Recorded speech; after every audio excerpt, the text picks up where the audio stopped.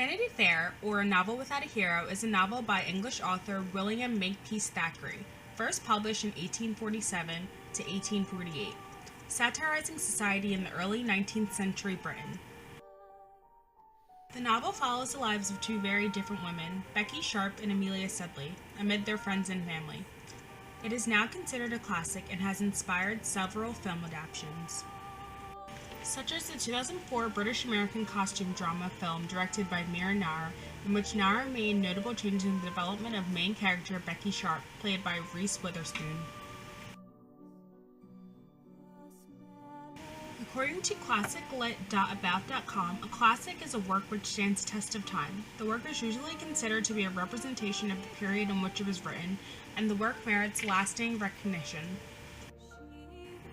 The novel is a classic because it is celebrated as a great Victorian novel, written and published deep in the middle of a great age of English fiction. Vanity Fair put Thackeray at the height of his writing success. Some say he never wrote as well or as sharply again. Thackeray's intention was satirical and realistic. Writing mid-century, he set his masterpiece in Regency England during the Napoleonic Wars, intending the lessons of his tale to be applied equally to his own times and other times.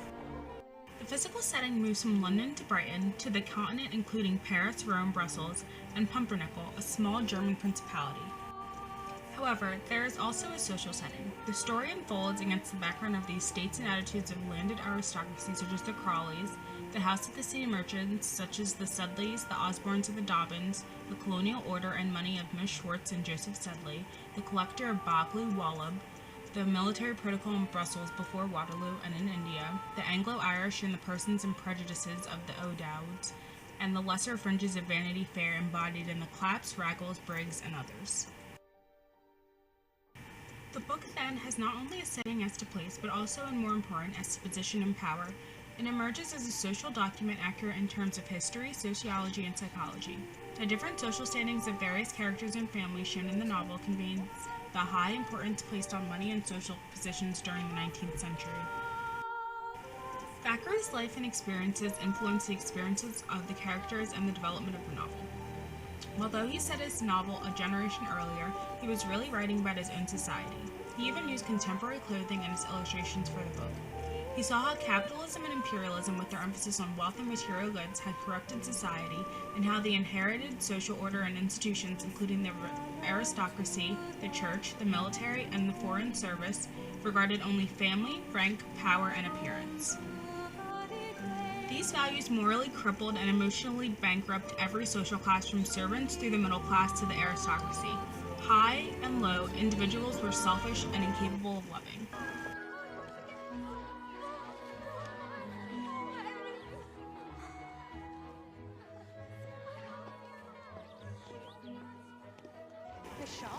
In an early scene, we see Becky leaving Miss Pinkerton's academy at Chiswick, where she's been employed to teach French to well-born young ladies, the most relevant one being Amelia Sedley. The young lady's family's coach has been dispatched to fetch Amelia and her temporary house guest, Becky Sharp, to the Sedley home.